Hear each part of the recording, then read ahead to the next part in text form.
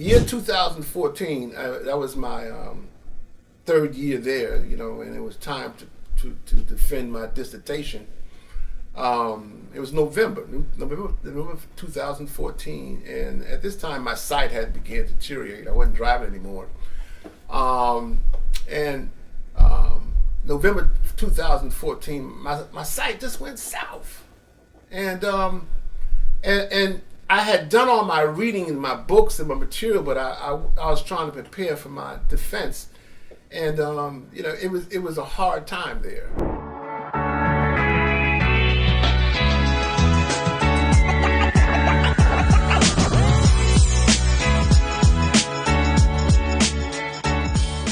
Hey, great day, everyone. Today we have another special edition with Future Leaders Podcast, and today I have a special guest who's here with us today, and I want to make sure that you take plenty of good notes and just kind of take some heed because you got a great story that's going to impact all of our lives. So if we can today, if you don't mind, tell them a little bit who you are, please, sir. I am Dr. Stephen Loney Sr. I'm the father of Stephen. Yes. And he was a child, we used to call him Pee-wee. I always mention Pee-wee. He always go, oh, he's a man now. But when I grew up, there was a couple of guys in the community, and their name was Pee-wee. And they were cool and smooth. And when I had my son, I said, I'm going to just nickname him Pee-wee. In the hood, everybody got a nickname. And so I gave him the nickname Pee-wee. And he's held up to the name, and I love him, and he's doing great things. No doubt. Now, if you don't know me as Pee-wee, don't be calling me that. I'm going to tell you I'm real. Don't call me that. Them days are long ago. My name is Stephen today. So, and with that, I just want to thank you again, Dad, for taking the time just to kind of sit down with the people, because you have a story that is going to impact some people out here. And it moves the excuse off the table once you get to hear a little bit about the story he's had. So if you can, let's get a little backstory of a little bit about yourself. Where you from? I'm originally from Brooklyn, New York. Okay. Grew up in the 50s and 60s. And I have two great parents. Both of them passed away, but my father was from Jamaica. And my mother is from Plant City, Florida. And they are both grew up in the Jim Crow era, and both of them, my father met my mother in Plant City, Florida, and they got married and they migrated back up into the north where jobs were and opportunity were. And so they've done well, and I've learned a lot from my father. And he's passed on some great things, and my mother also. I'm a product of both of them. Well, I want to say, because our last name is Loney, and Pops, we call him Pops. So Pops, he's definitely done a lot of great things. If you can, before we really get into your story, let's just kind of dive into Pop, because he was a hard worker. I always know him. He was at work every day, just working hard. So just kind of share a little bit about his story, so people understand the hard work that goes into having a successful life. Pops, he came from Jamaica, and he always said, I grew up in the bush. Which is, way up in the mountain area. And he grew up extremely poor. And he came over to America in World War II, and he joined the Air Force. And that's where he was down in Florida, the Air Force Base, and he met my moms. And when he got here, he was hard working, man. He was determined to come over to, again, the land of America, and he did very well. He was a tailor, and he designed clothes. He was a designer. And in the 50s, he sold stocks, and he did very well in selling stocks. I remember as a child, we had a 1953 Studebaker in 52, so he did real well. He was hardworking, he was a faithful man, and I just loved him, man. I was one of his favorites. But he had I have another brother, two older brothers, and the younger brothers, and he was a good man, and my mother was a good woman, and we had the traditional family where mom stayed home and took care of the kids, and dad was a provider, and that's been what went through me, is being a man, being a provider, taking care of your family, and my son is also doing the same thing. So what my father did is instilled in us. And the other thing is, Pops was an entrepreneur. And he had a business. You ever seen George Jefferson? That was my dad. He had a dry cleaning, and my mother. What was George Jefferson's wife? Louise. And my mom's was Louise. And so my father did real well. He prospered very well, and he was a good example of one, a father and a man, and two, an entrepreneur. Yes. Yes. So I definitely say he definitely led a good example for the family. That's right. And we're still benefiting from his life even once he's gone. And so, but with that, I know our story.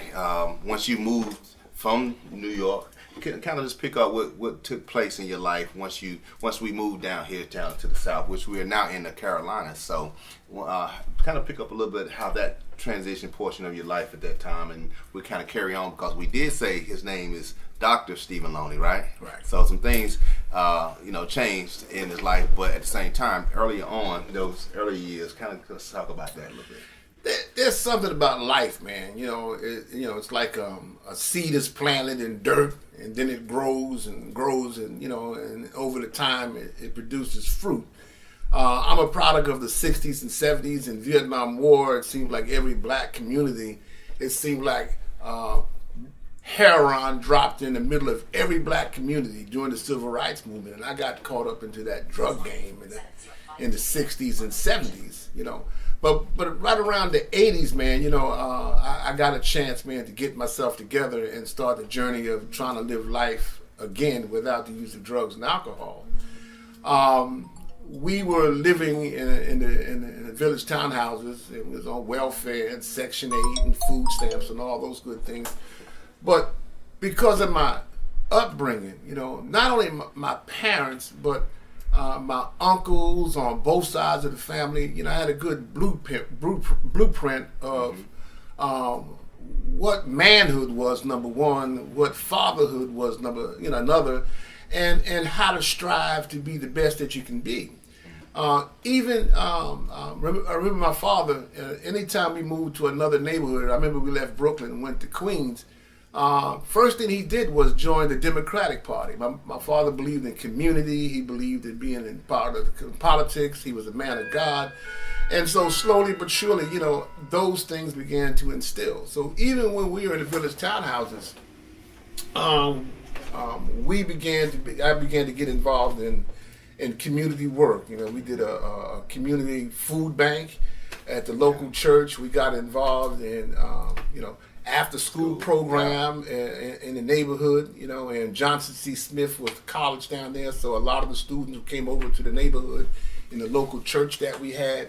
And this is something that needs to continue to happen. And so over a period of time, we began to become more and more involved in politics and community and all about, how you say it, there's no way I can do good and my brother doesn't.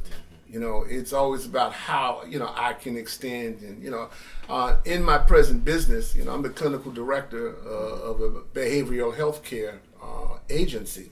And we do substance abuse and mental health. And my motto, one of my major mottos is for the community, by the community, in the community. And that's something I've been a part of my plan, if you want to call it, a part of my thinking and part of my culture. And so, over a period of time, I hadn't gotten my degrees yet. I think in 85, I went back to Central Piedmont to get my associate degree. And I got that, and then a recreational programming, and then I moved up here to Durham, and I came up to, and I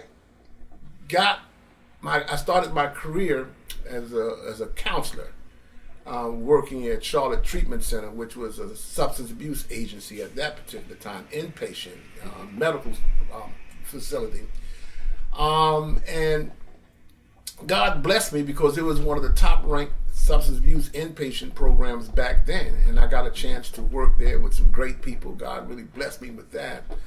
And I moved to Durham with the intentions of moving to Durham for 2 years to learn, do a little hypnotic treatment and some other stuff, but end up staying here, and that was in 1990. I got a chance to live here, and I was gonna stay 2 years, but this is 2023, and I'm still here, And so my career just continued to kick on. I went from inpatient counseling, and then I got a chance to work in Durham Mental Health and doing some, and I worked in the STAR program, which was a substance abuse program inside the local detention center. And so I worked there several years.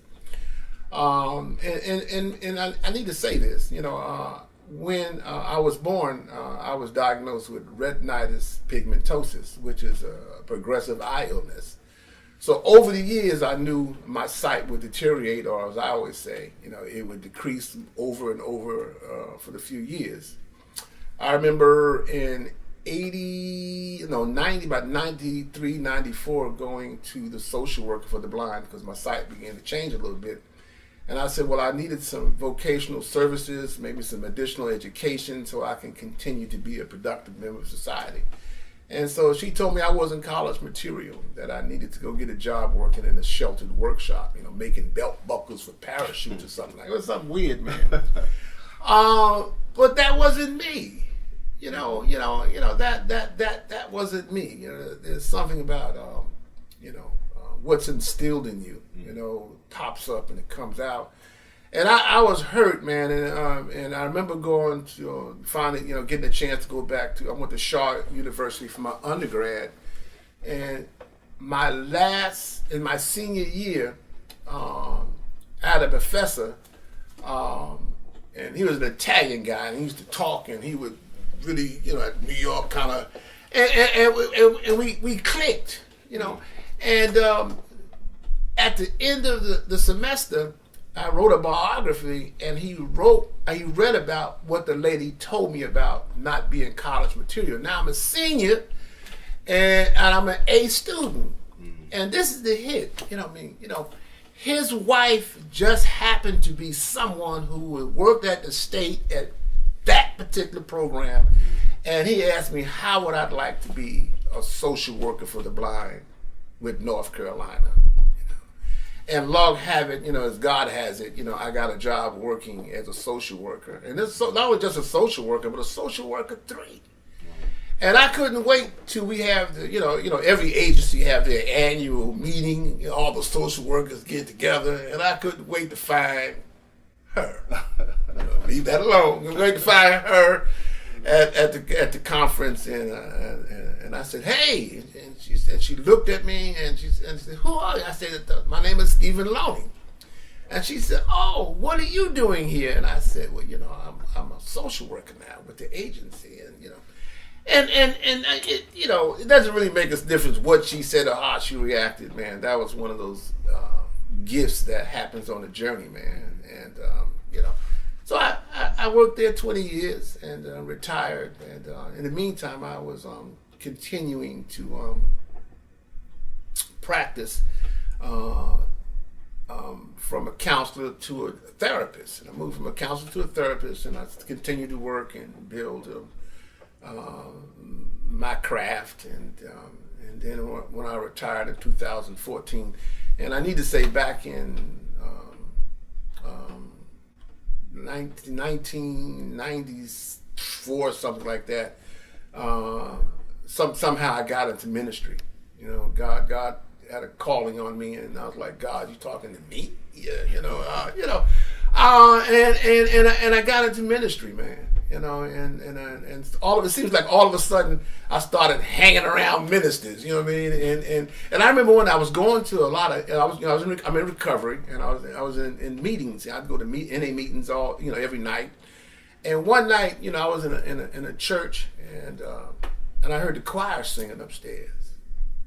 And I was in the meeting, man, and the choir was singing, and the spirit was high, and somehow the spirit came right through the basement, came on down the steps and slapped me. Pow! You know what I mean? And you're called, and I heard that call, man. And I didn't know anything about church. I wasn't a churchy kind of guy. And I ended up going back to Shaw University for my master's in divinity. And I always talk about this. I remember going to Shaw University and theology, and they started talking about Matthew, Mark, and Luke, and John, and I'm saying I didn't know the Beatles was in here. I didn't know nothing. But lo and behold, I came in, didn't know anything, but the spirit, man. You know what I mean? And always knowing that, you work hard and you stay committed to what you're doing. And this is the other thing is, at that time I wasn't driving. I'm living in Durham and I'm going to school in Raleigh, where Shaw University is at. And class was on Saturday, all day Saturday. And many Friday nights, man, I would sit down and wonder how in the world I was going to get to school the next day. Because class started at 7:30. And it ended at 5. And many Friday nights, I was going, how in the world am I going to get from Durham to Raleigh? And then when I was at school, from Raleigh to back to Durham. And that, I went for 4 years, 4 straight years. And I couldn't tell you how I did it, but I did it. And so, and I had to do what I had to do. And so I graduated my master's, as an honor student. And remind you now, I didn't know, I didn't know the difference between Matthew, Mark, and Luke and John from, who the Beatles. When I started, so. But the path continued to start. And then when I retired in 2014, we started the business in 2010, but by 2014, man,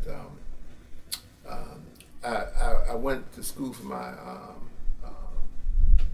dissertation, my doctor's in Christian counseling. The thing about that,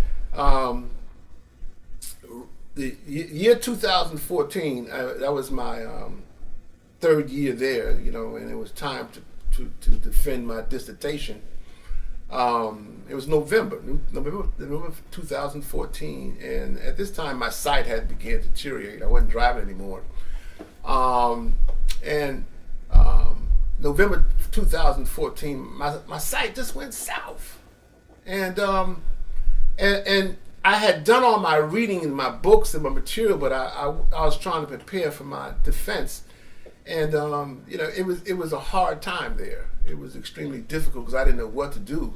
But I know about prayer and I know about God, and I know if I just sit still, things happen. And just so happened, a young lady I had met years before just happened to pop up, and she was a grammarian. And I didn't know through the years, because anytime that I studied for when I was in school, it always took me a little longer to read because, the vision and what I had to do it. But I didn't know God had prepared me for great memory. So when it came time to do the dissertation, and the dissertation you have to go in front of a panel and you have to defend your work. You have to defend 3-4 years of work. And you're reading 100 and something books and you have to memorize 12. It's just awesome. And when it came time to defend my dissertation, I did it standing up and out of memory. Did it right out of memory, man. I knew the books, I knew the pages. God was, just showed up, man. The Holy Spirit was just in me, man, and it just kind of, and I graduated honors, man. As a matter of fact, it was time for graduation, and all the students were in the hallway getting ready to march in. And I was standing there with a couple of other students, and they're saying, all those who get honor robes come around to the side, and all 4 of them just left me standing in the gym. That's where we were. And and a couple of them came back and said, "Well, I didn't get no robe. I didn't get no rope. They didn't get honors."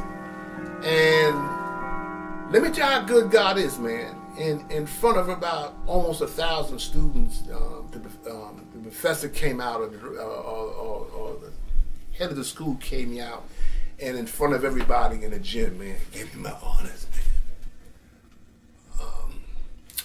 So that's that journey, man. You work hard and you stay true to your calling.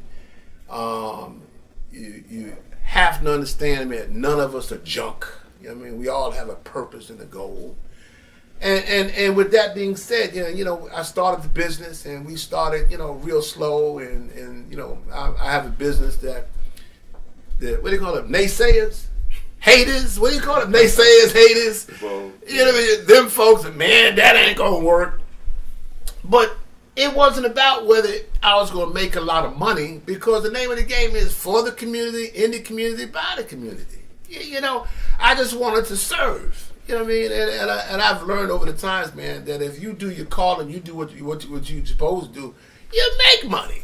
You know, and so, you know, over the years, man, you know, the business has really prospered. You know what I mean? And we've grown. You know, we're no longer a mom and pop show.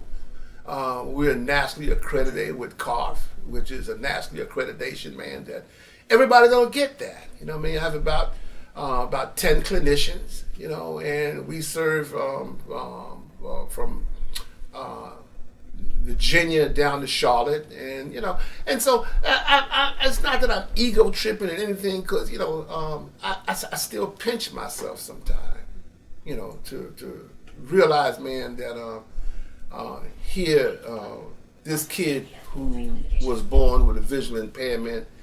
And when I was a kid, I used to wear these thick glasses, and you know, people laughed at me and joked at me, and you know, and you know, because I became the class clown and all the other stuff like that, got into drugs and alcohol and got lost, man. But somewhere along the line, man, you know, was able to get, not some way, blessed to get back on the path, man, and watch life turn around. You know, just being here with my son, you know, it's amazing, because you know, life always wasn't good between us, man. But you know, we've grown to love each other, and you know, and things, and my daughter, and my and you know, other people in my life, good circle, man. And so you know, that all I can say, life is good, man. You know, and it's living in life, and I just turned 72, and you know, there's a book I was reading, and they talked about two type of men.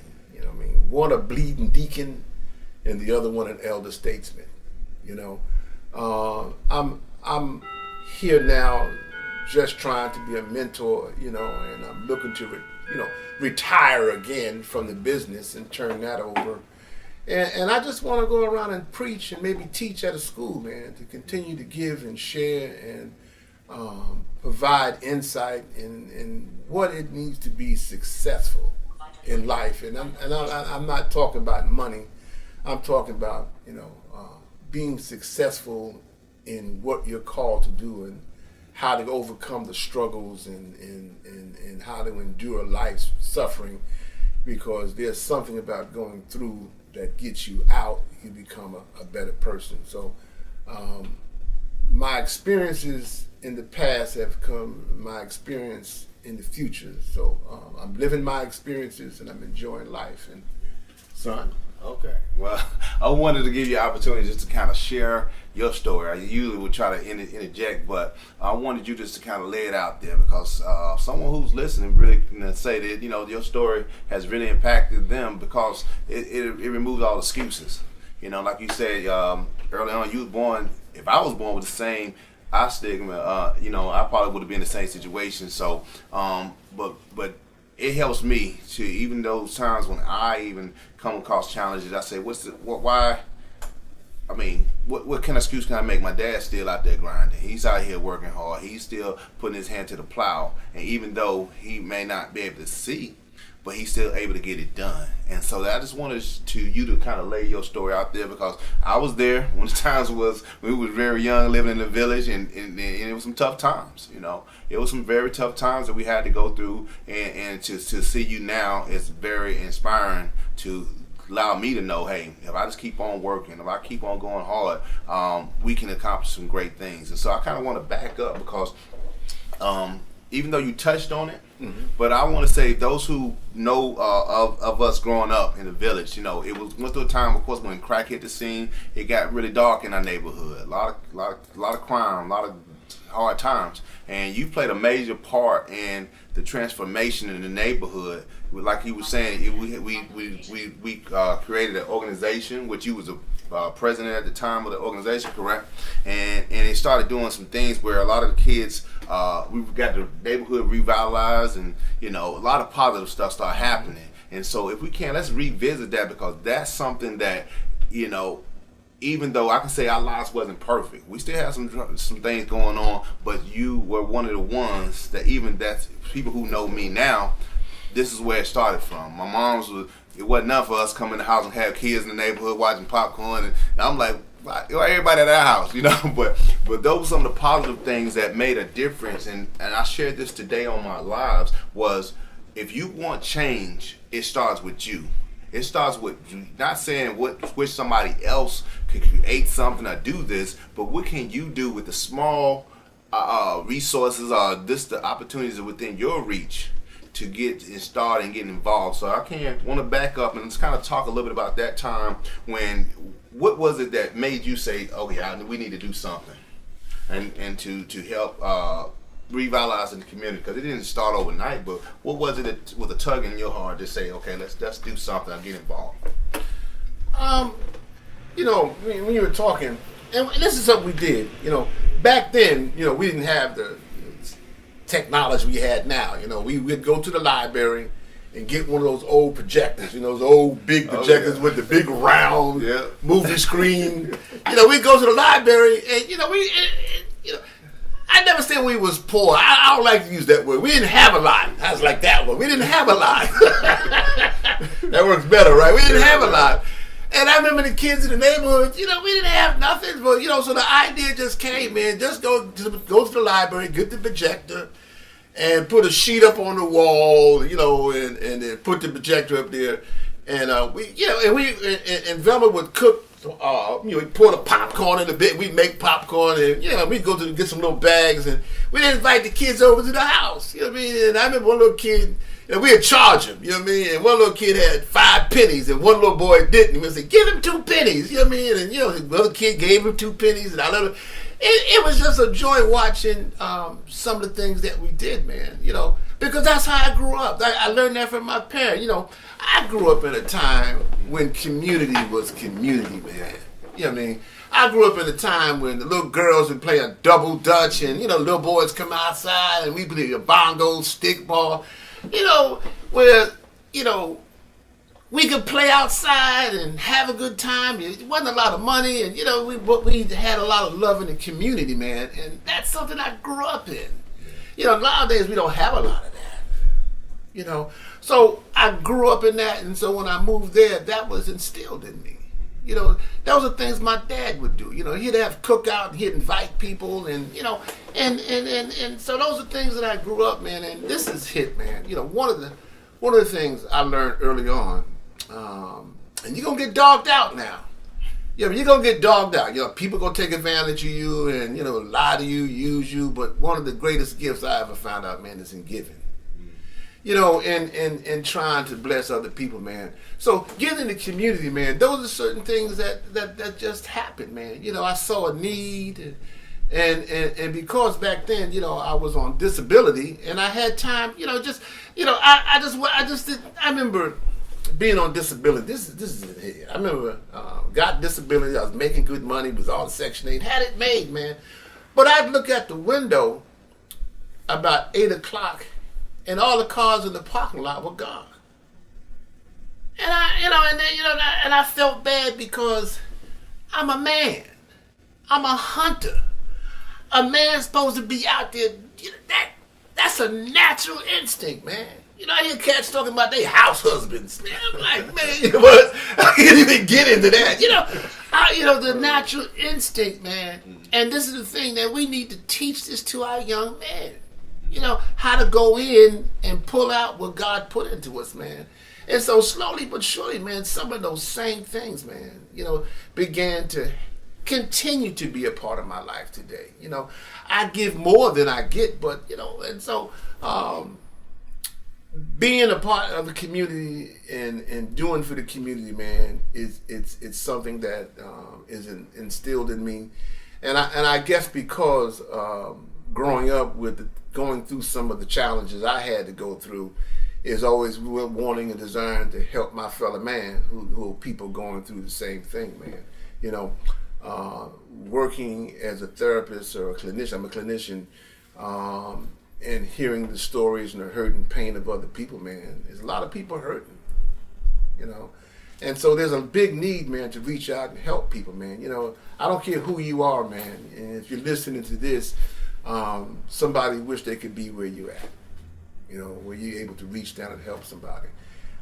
This is the other thing, and I tell a lot of my clients now, I tell some of the men and women, I say, y'all too old for jobs.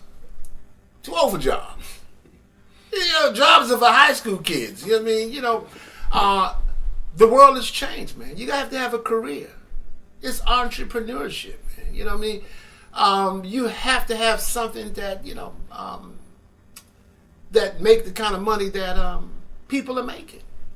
And Obama said it best, man. We have to learn how to tool each other up. You know, everybody's not going to, I'm not saying everybody need to have a college education, but you need to be certified in something. You need to be licensed in something. You know, you need to be skilled in something. You know, you can read the Bible, man. Everybody had a craft. You know, and the other thing is, everybody had some land. I mean, you know, we need to re-educate ourselves economically, man, and learn about money and how to become, you know, what's this thing? Prosper. You know, I like this thing, healthy, wealthy, and wise. You know, our young people out there selling drugs, man, they just on the wrong street. We need to try to educate them, not talk about them and beat them, but say, young man, there's some other ways you can get out here and make some major dollars. If you sit down and, you know, we need to teach each other, you know, and love each other, man, and learn how to join, you know, not just a local view, but how to become a part of the world market. You know what I mean? And learn there's a world out there, technology, and there's so many opportunities out there. Okay. Yeah, you gave some good nuggets on that one. I want to kind of talk to those who are in pursuit of taking those steps in leadership, because that's really our platform. Is talk to those who desire to do more, and not only take for themselves, but really to impact the lives of others. And so, just some of the things that I know you started a program a while ago, or something for the men, and you've done that for a while, even in your business now. What's some things that you say that because being in the position you are, you definitely have to. You are a prime example of what it means to not think you got to do it all by yourself.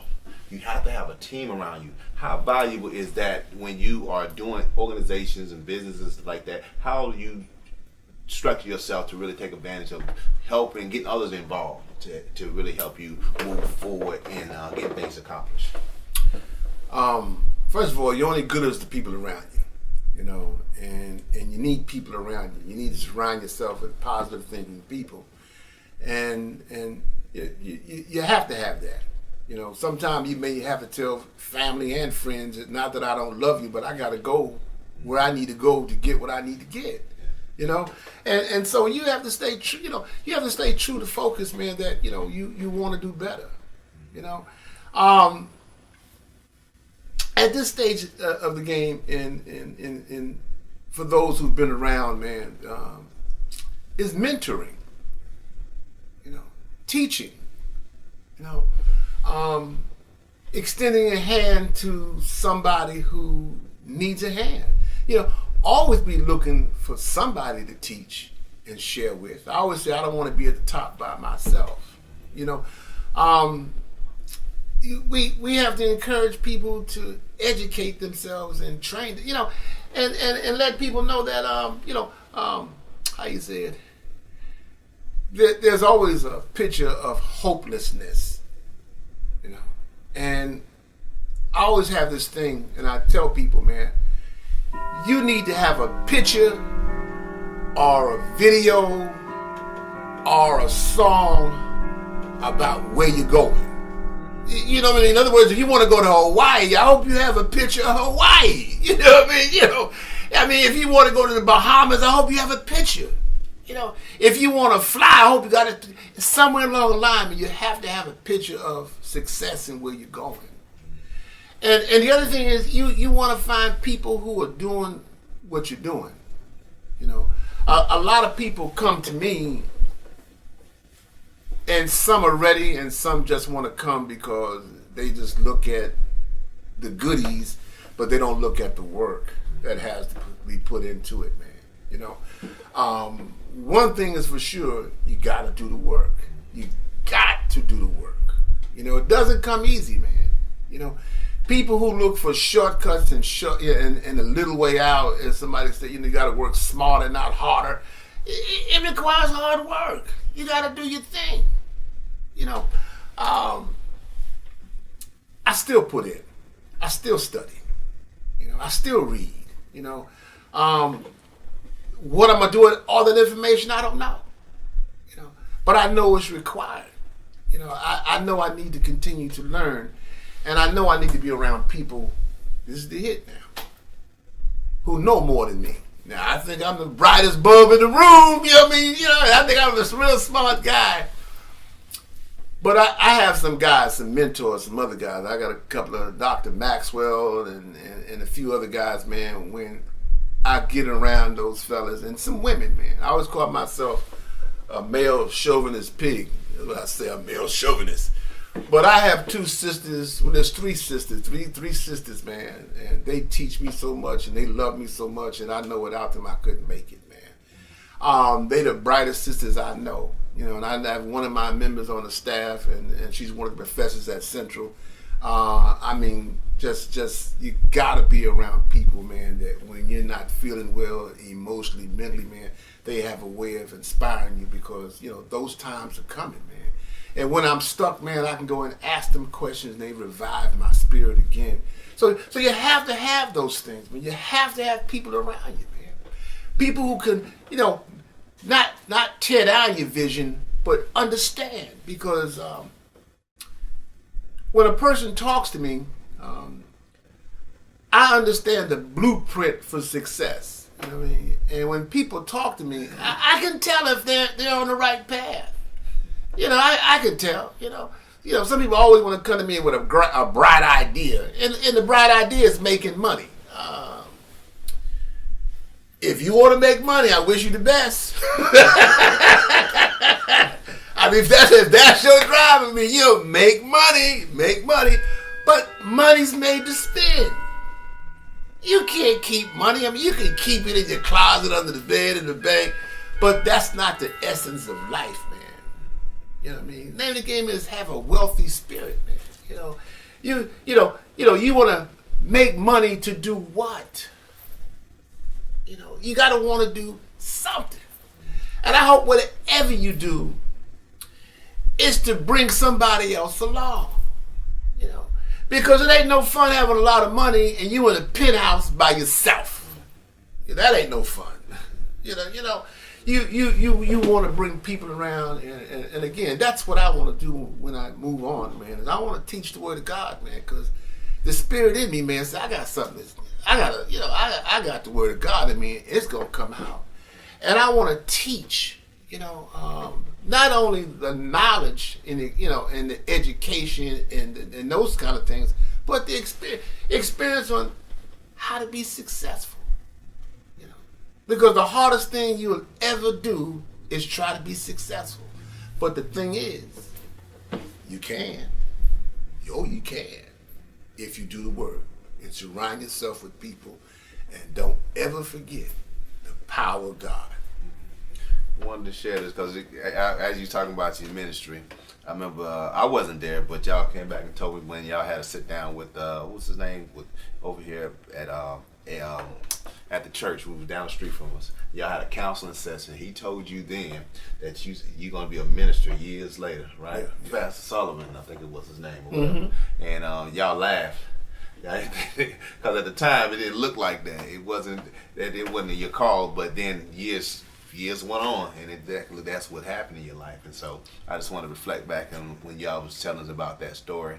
And just if someone speak over your life, even though you may not look like that at the moment, things may look upside down, but don't count it out. So if you have something that's a vision or something in your heart that you know that's positive, or something that you know that's bigger than yourself at the time, but don't cast it away. But just trust and believe. As long as I do the activities today, I keep working hard at it, it can be my future tomorrow or whenever it does come up. So the same as you look at the story of Joseph in the Bible, hey, when he didn't see it at the time when he was speaking that, but it did come to fruition, it did come to his past, that it did happen. So don't count yourself out. I think you're too small to accomplish great things. And with that, something you said very young, I remember you saying, you give everybody 30 seconds, and it depends on how they spend that, whether if you give them more. If you can expound on that. You know, life's too short, you know, and I have to watch who feeds my spirit, you know. And again, I meet a lot of people in a lot of different situations, and you know, some people will come up to me and I give them 35, 45 seconds to listen to what they're saying, and if it don't make no sense, I got to go. You know, life's too short. You know, there's this thing. Let me tell you, little ways I challenge my mind and I challenge my spirit. You know, every day I wake up, man. I get up and I make my bed. I hate making my bed up. I hate it with a passion. I gotta get up and I gotta pull the sheet, pull the pillow, the blanket, and I gotta walk around the other side and pull it and tuck it, walk around the other side. I hate it. You know, put the pillows with, you know. But at the end of the day, I get into a well-made-up bed. You know, I challenge myself sometimes, you know, to keep my mind right and my spirit right. You know, there are times that, you know, I'll stop and help somebody. You know, and even though I have a lot going on, sometimes you got to stop and hear and help somebody. You know, I remember we were at Shaw University, and I was going for my master's, and me and several other students, preachers, ministers, and we were standing in front of the school, and I looked down the block, and I saw this brother coming, and I know that walk, you know, that whammo walk, and he saw us way off, you know what I mean, and I saw him cross the street, and I knew that walk. I've been there, done that. And he walked in front of us and he said, "Hey, you brothers, I don't want to bother y'all, man." He said, "Man, but can y'all help me with a few dollars so I can get something to eat?" The other brothers walked back into the building. I said, "Wow, man. I don't know how much I gave him, but I just gave him some money." And when I went inside, somebody said, "Man, all he's going to do is get a drink of wine." I said, "That's okay." Because I knew when I was drinking wine, if I didn't have a 7 o'clock drink, I'd have a 9 o'clock seizure, man. And if I didn't have 11 o'clock drink of wine, I'd have a wine. I needed a bottle of wine in the morning just to get, oh my God. You know, sometimes we can't look at, so it's like you can't worry about tithing, not giving the church some money now. That's two different things. Not giving the church money. Yeah, if you're giving the church money, you're giving the wrong. It's tithing. And stop worrying about where the money going. Because if in your spirit, because in tithing, God has blessed me so much. You know, you can't even, I don't even want to, oh my, He's blessed me so much in so many ways, So one of the things, man, you got to be on the front line, and you got to be giving. You got to, you got to know. I want to kind of touch on that. You kind of hit on some things, and I remember the first time you had a seizure. And those who may not know, it was something that we seen regularly at one point in time. I think me and Nikki, I may have been about 5, 7, somewhere in between that. And Mom was at work, and we was in the house, and next thing you know, you done fell in the closet. and we didn't know what was going on. And we had ran over to Miss Phillips. She came over and she helped us. But during that time, we experienced some times where you was drinking, and we went through some tough times. So if you can, because I want to help somebody to realize you can be at a time where it seemed like, wow, what kind of emotionally where you are and where at that point in your life? What were you in your, far as a man want to say, I want to be the head of the house, I want to be the rock, but where were you at that point in time in your life? I mentioned in the 60s, in the civil rights movement, it just seemed like the powers to be just dropped tons of, heroin in every community. If you watch the Godfather movie, there's an episode where he says, let the blackies have it. You know what I mean? So I got caught up in a game like that. You know what I mean? And somewhere around 76, I started drinking. I left the heroin alone and started drinking. It's like, I left one for the other thinking I was escaping the madness.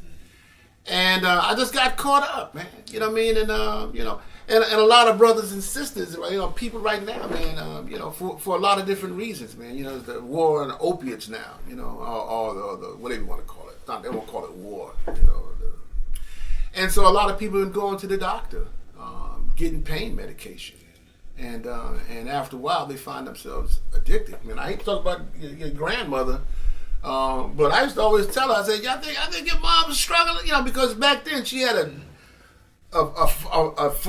drugstore for a elbow, one for a doctor for a left knee, doctor for a right knee, and she, I'm not saying she was a drug addict running up and down the street. Now, don't get me wrong, she was a good God-fearing woman, was a good woman, but sometimes, people, get caught up in some stuff, and so whatever reason, man, and I always heard once an addict, always an addict, but I never heard once an alcoholic, always alcoholic. And I never heard that, man. And somehow, I ended up going back to New York. My mother sent me one of those bus tickets, stamped on it, no refund, and I went back to New York. And when I got up there, my mother had done her homework, and she said, "You can't stay in this house like this. You need to go get you some help." So I went back to detox, and I started going to AA meetings, and that made a difference in my life, man. And that's what I got 43 years of recovery right now. And so, and the other thing is, one, never give up on your children. So my mother prayed for me. She did her work, and both my brother, he was strung out too, and somehow, man, we got our chance to with the help of the family and the love of the family and on, was able to turn the corner, man. And that's what it hit, man. I remember we living in village townhouses, and I was used to hanging out on the block with the boys. And I remember start going to AA meetings or going to recovery meetings, and I'd come out the house and yo, Loney, where you going? I'm going to a meeting. They'd laugh at me. They'd pour beer on me, throw smoke in my face, man. They're laughing. You go around there with white folks, man. They gonna what? But I kept going to meetings, man, because I knew there was destiny, man. And so if regardless what you're going through, man, there's an inner. I don't care who you are, man. There's an inner spirit in you that says, man, there's more than this. And sometimes you have to find somebody to tap on together with that idea, man. I can do better than this. And some of those same cats, man, who used to laugh at me, man, and talk about me, man, and meanwhile I got 1 year clean, 2 year clean, 3 year clean, 5, and all of a sudden I turned around and there was one of them brothers sitting in the rooms. After a while, man, there's 4, 5 of them, and right there, man, there's about 10 brothers, man, who are also in recovery, man, who have some good lives, man. And so sometimes always somebody watching you, so never give up on your brothers and sisters, man. This thing, just pray. Sometimes you gotta go get some help, man. Just pray. I needed some help. I'm a therapist now, and I have a young lady right now, man. And about 8 years ago, she came to my office, and she had earrings, her hair done. She was pretty as she can be. Just a little pretty little thing, And anytime you come see me, you got a problem. But she was, real pretty. And I said, young lady, you can't make it in them streets. They'll eat you alive. She told me, she told me, I ain't got no problem. I saw her last week, man, and that black-eyed tooth missing. She must be about 85 pounds, man. Wow. I mean, she wig on sideways, man, and just destroyed, man. So sometimes, man, and we need to have more, pictures of success rather than failure, man. We need to become more focused on how to live godly lives, man, and not worldly lives, man, because this stuff don't last, man. And you're talking to somebody, man, who lived on both sides, man. And I always call myself a Paulinian. Paul was the one who tried to crucify the Christians and then lost his sight. And then God used him. And that's what I call. I'm not a pulpit preacher. I'm not going to preach every Sunday in anybody's church. I'm not wired like that. But I'm in the community. And not to make money, man. I love being in Walmart and someone says, man, something you said, I was in your class or I was with your clients and something you said changed your life, And when we're talking about leadership, when I think in terms of leadership, I think about change makers, if you want to be a leader, change maker, help change something, help change somebody, your community, help change something. So that's awesome. I just wanted to really dive into that side because, we want people to know your life doesn't have to always be, you can come from any background. We can definitely attest that, we didn't always get things handed to us, but you still can win if you stay consistent and surround yourself in the right environment. And so if you fast forward now and some people say, man, you look at you now and say, man, think something different, but they don't know where you came from. And so it's good to know, and it's helpful to let people know, hey, I've got a story just like you. And even though I got some good things going on now, you still have some tough times now. And even though life is better, you still gonna have your growth. You're gonna have to go through things along these journeys. And so with that, I just want you to leave everyone with something that can inspire them to continue staying focused, stay true to the journey, to be able to make a difference in whatever field they feel that they've been called to. What would that be? Well, whether you're a beautician, carpenter, landscaping, doctor, lawyer, Indian chief. Steve Covey, one of his sayings, live, love, and laugh, and leave a long-lasting legacy. I tell some of my clients all the time, man, you might be broke. Everybody ain't broke.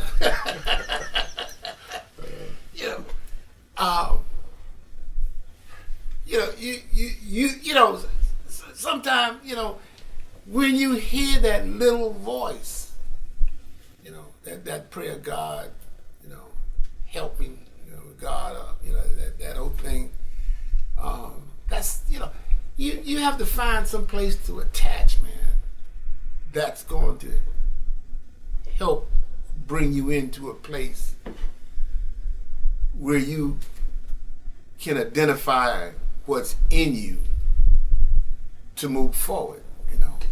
It's Ephesians, the first chapter, and I think it's verse 3 to 17, and it talks about when we are born, everything we need is within us, and it's there.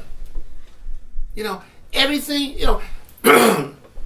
I'm just as smart, or my IQ hasn't changed from when I was 14 until I got in my 40s, man. See, my journey started at 40. These last 30 years is when things happened for me.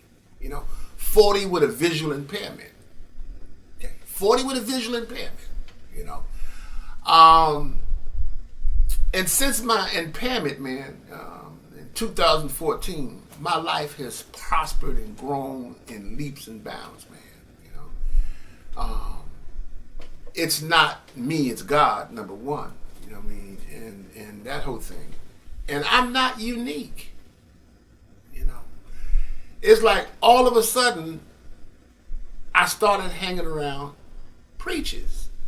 It just happened. And I started hanging around, so connect to people that can help you. Keep your vision. And it's not about money. You know what I mean? Too many people go to college right now on soft degrees, man. I hate this. I talk to my young people. So that sometimes I go to restaurants and I talk to some of the waitresses, and they're cute and happy and all that. And what kind of degree you taking? And they say English. You can't make no money on the English. Hey, you gotta do the work.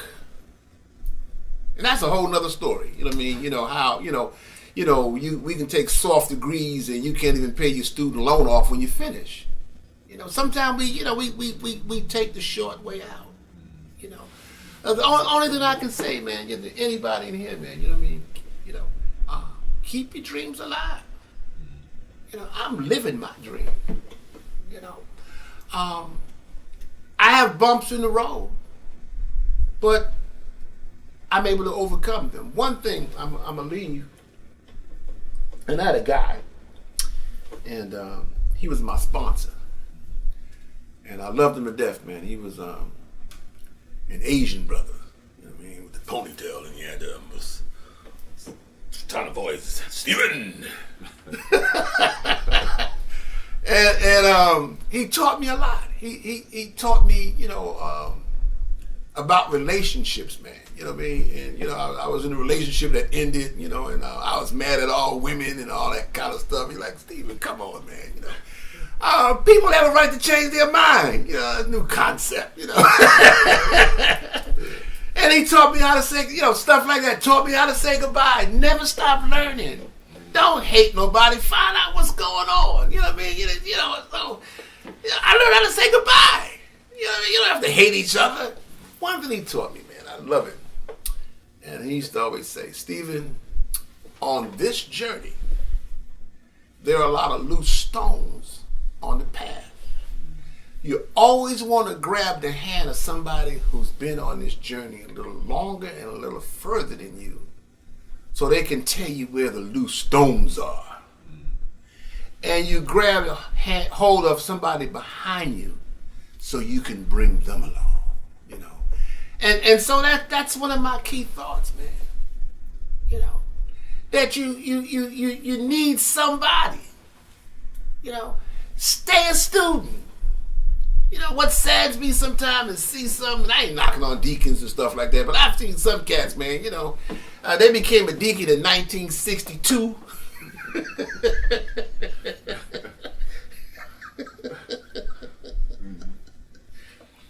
And they still think women can't preach, and they got a whole lipstick can't. They still back there. You know what I mean? Like, man, when the last time you read the Bible? We never stop being a student. Keep your dreams alive. Love God, love yourself, and love your community. That's all I got. No doubt. Well, that's a good way to close us out. Like I say, continue to go out there and make a difference by being the best version of yourself. And if you can't do anything, you can smile. So let's go out here and win on purpose. I thank y'all so much for taking the time. Now, if anybody wants to find out more about what you got going on, do you have any special places they can look you up, or any way they can keep in touch with you?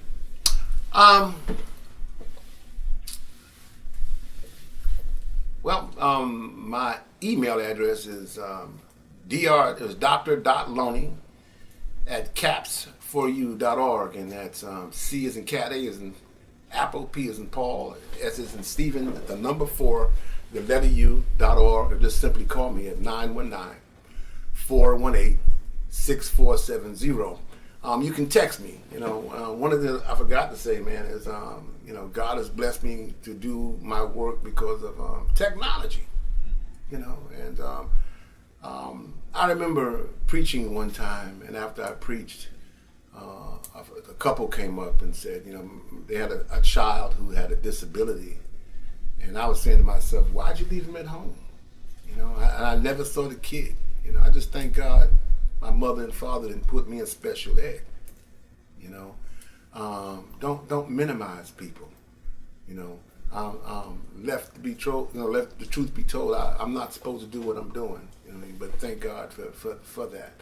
So if you have any questions, in my next journey, man, is talking about persons with disability and addiction. In the field of addiction, because a lot of people with disabilities, you don't see them anywhere in treatment. As a matter of fact, I always thank my pastor for allowing me to preach, and I get a chance to preach several different places. Because because you have crutches, you can't preach. Because you have a visual impairment, you can't preach.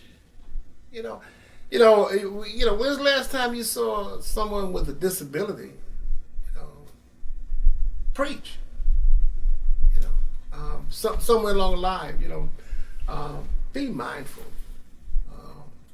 of other people's journey and support them and advocate for them. And those young children who are sitting home, I never forget this little girl. She was handicapped, and I remember she was in school, and it was time for kids going to prom. I'll never forget her, man. She was saying, she cried like a 3 years. Ain't no boy want to take me to the prom. And she just cried, man. She's 32 years old now, man. And she's somebody I make sure she never wants for nothing, because I know how that feels. And so, be mindful, jump out there, and watch how God give you, through you, He'll bless you so you can bless somebody else. Don't get blessed and don't get the blueprint and don't teach nobody. Get the blueprint and teach somebody. Extend, man. That's why you get the blessings, to pass it on. Thank you, man. No doubt. Well, can't close out no better than that. But let's continue this win and win on purpose. Y'all have a phenomenal day. Thank you again for checking in.